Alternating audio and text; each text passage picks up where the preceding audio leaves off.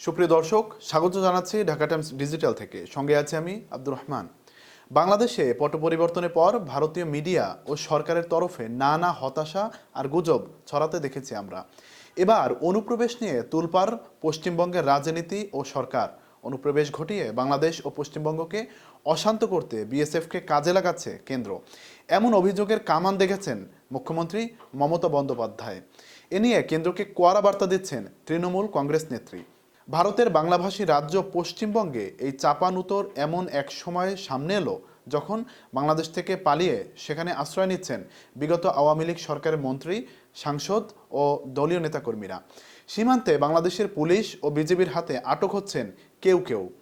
ওদিকে ভারতীয় সংবাদ মাধ্যমের খবর, উত্তর ২৪ পরগনার বাগদা, মুর্শিদাবাদ ও নদিয়ার বিভিন্ন সীমান্তে কয়েক দফায় আটক হন বেশ কিছু অনুপ্রবেশকারী।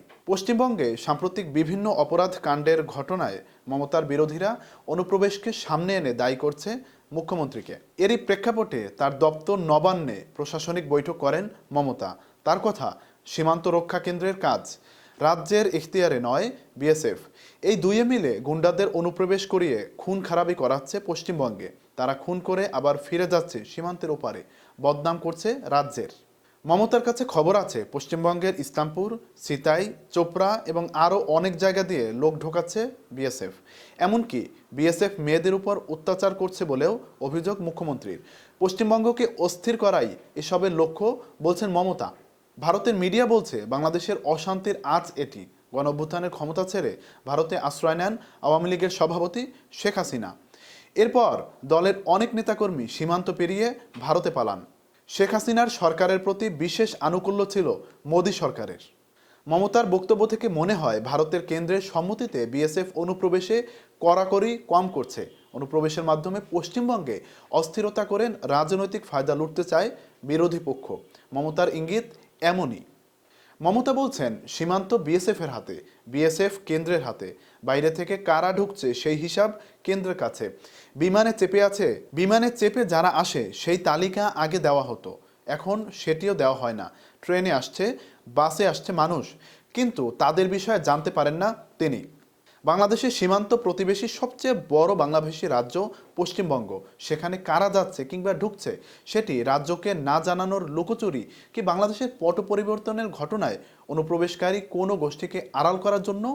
এমন প্রশ্ন উঠছে দেশে।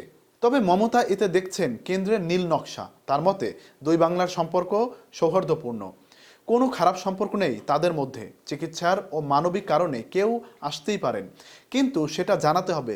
তা না করে গুন্ডা পাঠিয়ে দেওয়া হচ্ছে। এর মধ্যে কেন্দ্রের নীল নকশা আছে রাজ্যকে ডিস্টার্ব করতে। জঙ্গি হানায় কেউ মদত দিলে প্রতিবাদ করবেনই। কেন্দ্রকে কড়া চিঠি লিখবেন মমতা। মমতার কড়া হুঁশিয়ারি, কেউ যদি মনে করে বাংলায় অনুপ্রবেশকারীদের ঢুকিয়ে তৃণমূলকে বদনাম করবেন, তারা সংযত ও সংবেদনশীল হন। রাজ্য পুলিশের ডিজি রাজীব কুমার এবং স্থানীয় সূত্র থেকে আসল তথ্য জোগাড় করেছেন তিনি। বাংলাদেশের শেখ হাসিনা সরকারের বিরুদ্ধে অভ্যুত্থানের পর সম্প্রতি সীমান্ত দিয়ে অনুপ্রবেশের একাধিক ঘটনা এবং জাল পাসপোর্ট চক্রের কাজকর্ম সামনে এসেছে। এ নিয়ে মমতার সরকারের দিকে আঙুল তোলেন বিজেপির নেতারা, কিন্তু রাজ্য বরাবরই অনুপ্রবেশ নিয়ে আঙুল তুলেছে কেন্দ্র ও বিএসএফ এর দিকে।